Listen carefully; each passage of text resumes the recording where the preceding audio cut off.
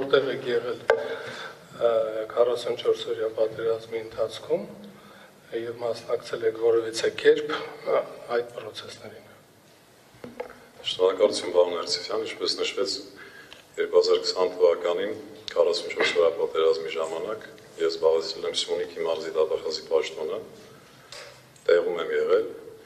իսկ ինչ գործողությունների եմ մասնակցել, դրա մասին բարձրաձայնելու չէ, որովհետև գաղտնիք պարունակող տեղեկություններ կան, 44 օր եղել եմ այդտեղ, ընդհանուր 54 օր Երևան չեմ եկել այդ ընթացքում։ Շնորհակալություն։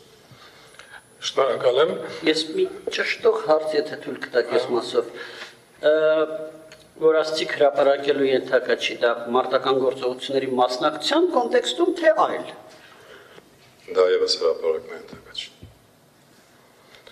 Շնորհակալ։ Մի հարց։ Չնայած մեր կարգով նախատեսված չի, բայց եթե դուք անհրաժեշտ եք գտնում, որ այդ տեղեկությունը հրապարակենք, մենք կարող ենք այդ մասով դրամփակ անենք։